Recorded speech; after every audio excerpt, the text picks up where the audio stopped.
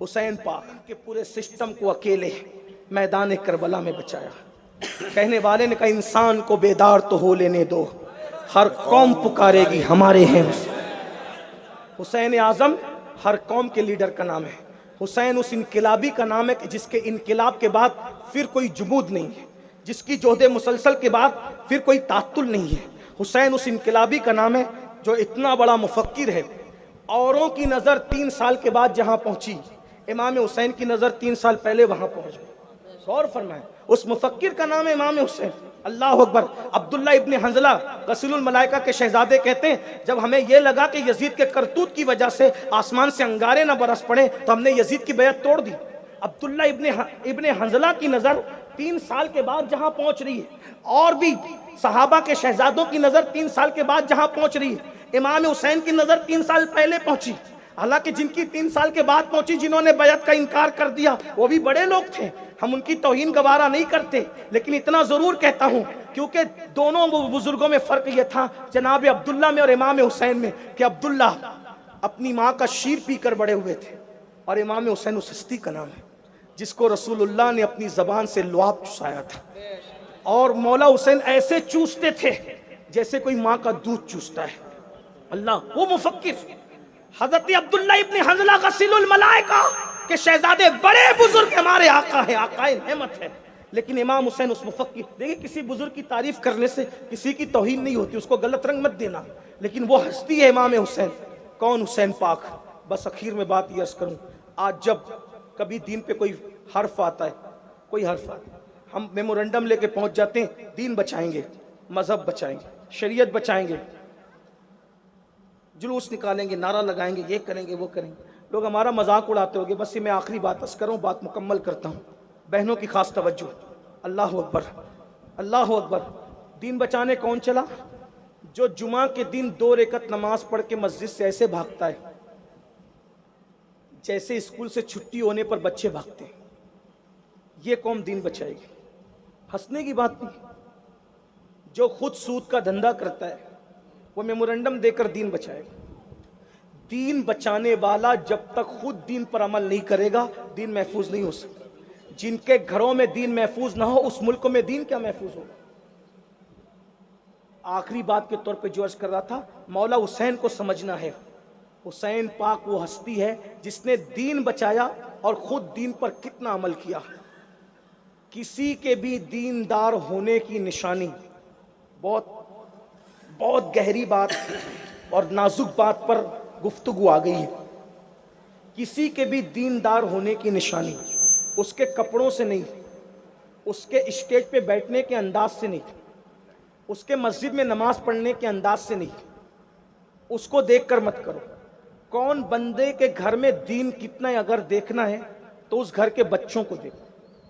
اس لیے کہ بڑے مکاری کر سکتے ہیں، بچے پیور ہوتے ہیں، بچے پیور ہوتے ہیں. تو بچوں کو دیکھ کے سمجھو کہ گھر میں دین کتنا ہے. بس اب امام حسین کو سمجھنا ہے تو اس بات کو سمجھ لیں. امام حسین کے گھر کے بچوں میں ایک 7 سال کی بچی، ان کو لوگوں نے سکینہ بھی کہا، سکینہ بھی کہا. تلفظ میں آپ کو الجھانا نہیں چاہتا، سکینہ ہی کہتا ہوں. سیدہ سکینہ پاک، یہ میرے امام کی چھوٹی شہزادی. ٹھیک، کربلا میں 3 دن کی بھوکی پیاسی ہے. 11 محرم کو چوتھا دن ہے. اس کے بعد کوفہ جاتے جاتے مزید 3 سے 4 دن لگے. توجہ کرنا، مطلب کتنے دن ہو گئے؟ کم سے کم 5 سے 7 دن. میں یہ کم سے کم کہہ رہا ہوں، 5 سے 7 دن. اس 5 سے 7 دن میں اہل البیت کو یزیدیوں نے پانی دیا، انہوں نے انکار کیا. کھانا دیا، انکار کیا. اب غور کرنا، یہ پورا خاندان ہے، اس میں سب سے کم عمر شہزادی سیدہ سکینہ ہے. آپ نے سنا ہوگا، لکھا ہوا ہے کتابوں میں، علامہ حسن رضا بریلوی استاد زمن نے لکھا، چادریں چھین لی گئی، بیویوں کی چادریں چھین لی گئی، لاشوں پہ گھوڑے دوڑا دیے گئے. اللہ اکبر. سوچو تو ایک بچی کا دل کیا کہتا ہوگا کہ جب وہ اپنے باپ کی لاش پہ گھوڑے دوڑتے ہوئے دیکھتی ہو. جن کی چادریں چھین لی گئی، خیموں کو آگ لگا دیا گیا، یہ حال کیا. اور اس کے بعد بھوک اور پیاس. اور تاریخ میں بیان کیا گیا ہے کہ جب یہ لٹا ہوا خاندان نبوت کا قافلہ پہنچا کوفہ، تو ایک دن پہلے اعلان کیا کہ کچھ لٹیرے تھے جو لوگوں کا مال لوٹتے تھے، ہم نے ان کے مردوں کو قتل کر دیا ہے اور ان کی بیوی اور بچوں کو قیدی بنا کے لا رہے، تماشا دیکھنے آؤ۔ یہ نہیں کہا نبی کے خاندان کے لوگوں کو لا رہے، جانتے تھے یہ کہیں گے تو ہنگامہ ہوگا، تو جھوٹ بولا کہ ہم لٹیروں کے بچوں کو اور بیویوں کو قیدی بنا کے لا رہے۔ عورتیں چھتوں پہ چڑھ گئی اور مرد رستوں میں بکھر گئے کہ ان معاذ اللہ لٹیروں کے گھر والوں کا تماشا تو دیکھیں۔ عورتیں چھتوں پہ تھی، مرد رستوں میں تھے، سیدانیوں کا، شہزادیوں کا لٹا پیٹا قافلہ، جن کے دوپٹوں کو کبھی اجنبی مردوں نے بھی نہیں دیکھا تھا۔ اونٹوں کی ننگی پیٹھ پہ ان کو بٹھایا گیا۔ سکینہ پاک کے کان میں جو بالیاں تھی وہ چھینی گئی اور کان کٹے ہوئے ہیں، خون زخم تازہ ہے۔ حال یہ ہے اللہ اکبر، جن کے گھر میں اجازت کے بغیر جبریل نہ آتے تھے ان کو بازار میں پھرایا جا رہا ہے، ان کو بازار میں۔ ایسے میں کچھ عورتیں کہتی ہیں قیدیوں کو صدقہ دینے سے ثواب زیادہ ملتا ہے، دعائیں قیدیوں کی قبول ہوتی ہے۔ تو قیدی سمجھ کر، چونکہ بیویوں نے چہرے اپنے بالوں سے چھپا رکھے تھے، کچھ بیویاں جھک گئی تھی، سروں کو آگے بڑھوا دیا گیا تھا، ایسے میں کوفہ کی عورتیں امام حسین کے گھر میں دین کا تصور دیکھو اور پھر سوچو ہم کہاں ہیں، کتنی حسینیت کے ہم قریب اور کتنا دور ہے۔ اللہ اکبر، جب روٹیاں، کھجور، ٹکڑے، کھانے کی چیزیں عورتوں نے بڑھایا آگے، صدقہ صدقہ صدقہ، تو چند صدقے کی روٹیاں حضرت سکینہ کے دامن میں پڑ گئیں اور سیدہ سکینہ اور سیدہ زینب کو ایک ساتھ باندھ کر اونٹ پہ ڈالا گیا تھا۔ تو جب سکینہ پاک کی گود میں روٹی کے ٹکڑے پڑے، کتنے دن ہو گئے تھے؟ 5 یا 7 دن بھوک کو۔ ہم لوگ اگر 14-16 گھنٹے کا روزہ رکھ لیں اور اذان میں تاخیر ہو تو ہاتھ سے تسبیح چھوٹ جاتی ہے، پانی کے شوق میں، شربت کے شوق میں۔ اور میں نے اکثر دیکھا ہے افطار کرتے وقت گرمیوں میں نہ باپ بیٹے کو دیکھتا ہے نہ بیٹا باپ کو دیکھتا ہے، سب کی توجہ کھانے پینے پہ ہوتی ہے، یعنی باپ بیٹے کو بھول جاتا ہے افطار کے وقت، بیٹا باپ کو بھول جاتا ہے۔ یہ کیفیت ہے شربت کے آگے، پانی کے آگے۔ یہ امام حسین کے گھر کی کیفیت ہے، جو سب سے ننھی شہزادی ہے، 5 یا 7 دن کی بھوک کے بعد جب روٹی دامن میں آئی تو پھپھی کے کان میں پوچھتی ہے، پھپھی اماں ہم تو آل محمد ہے نا، ہم تو اہل بیت ہے نا، ہم پہ صدقہ حرام ہے، تو کیا 5-7 دن بھوکے رہنے کے بعد صدقہ حلال ہو جاتا ہے؟ کیا یہ صدقے کی روٹی ہم آج کھا سکتے ہیں؟ پھپھی سے مسئلہ پوچھ رہی ہے، پھپھی سے۔ پھپھی کہتی ہے رخصت یہ ہے کہ کوئی کھانا چاہے تو کھا لے، لیکن راہ عزیمتوں کے مسافر کی منزل کچھ اور ہے۔ اور اس کے بعد گرجدار آواز میں کہا، اے کوفہ کی عورتوں، ہم آل نبی ہے، ہم پہ صدقہ حرام ہے، ہمیں صدقہ نہ دو۔ اور پھر وہ روٹیاں جہاں سے آئی تھی اسی طرف اچھال دی گئی۔ سیدہ سکینہ نے بھی اس کو ہاتھ نہیں لگایا، سیدہ زینب نے بھی ہاتھ نہیں لگایا۔ ایک جملہ پوچھتا ہوں، صدقہ تو صرف نبی کی اولاد پہ حرام ہے، توجہ، صدقہ تو صرف نبی کی اولاد پہ حرام ہے، ٹھیک، صدقہ تو آل نبی پہ حرام ہے، لیکن صدقہ ناپاک نہیں ہے، صدقہ تو پاک ہے، ناپاک نہیں ہے، پاک ہے، دوسرے کھا سکتے ہیں، دوسرے کھا سکتے ہیں، نفلی صدقہ ہے، کوئی بھی کھا سکتا، آل نبی کے سوا کوئی بھی کھا سکتا، پاک ہے، پاک ہے، صرف آل نبی پہ حرام ہے۔ 5-7 دن کی بھوک کے بعد سکینہ نے وہ صدقہ نہیں کھایا۔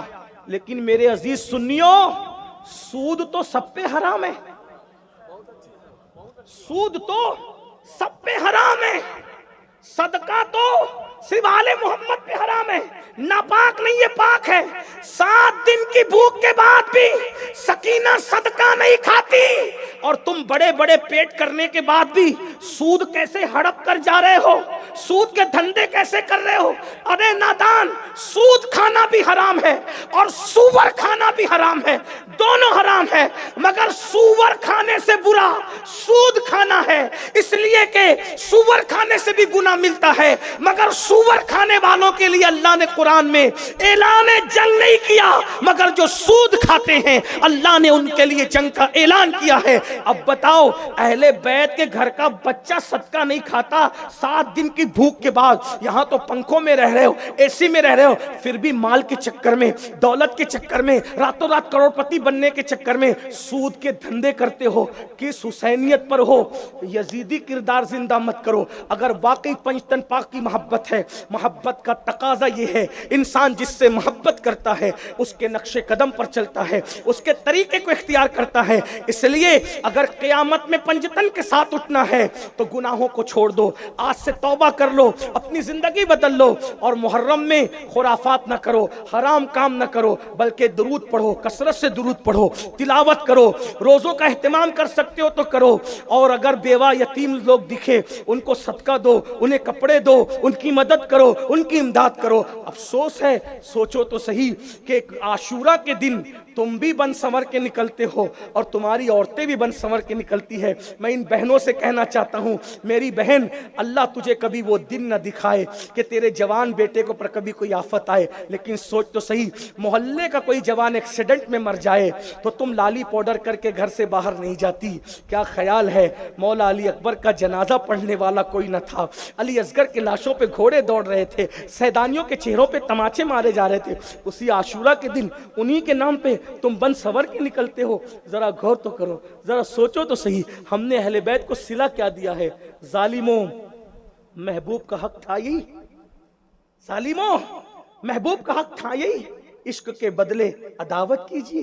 نہیں، ہرگز نہیں۔ آپ عداوت تو نہیں کرتے، لیکن کم سے کم ظالم عداوت کرنے والوں کے طریق پہ نہ چلو۔ عاشورہ کا دن عبادت میں گزارو، عورتیں باہر نہ نکلیں، عورتیں یہ طے کر لیں میں پردے کی پابند رہوں گی، نوجوان طے کرے اے میرے امام، آپ نے جس دین کو بچانے کے لیے پورا گھر لٹا دیا، آج کے بعد فلمیں نہیں دیکھوں گا، گانے نہیں سنوں گا، حرام کام نہیں کروں گا، چہرے پہ داڑھی رکھوں گا، داڑھی نہیں منڈاؤں گا۔ انشاءاللہ اگر یہ کیا تو دیکھنا امام سے آپ کا رشتہ جڑ جائے گا، یہاں تڑپو گے وہاں خبر ہوگی، امام کے فیضان سے مالا مال ہوں گے۔ اللہ سے دعا ہے اللہ مجھے اور آپ سب کو احترام اصحاب کے ساتھ اہل بیت کی سچی محبت نصیب فرمائے۔ گفتگو کے درمیان اگر کوئی غلطی ہو تو اللہ تعالیٰ معاف کرے۔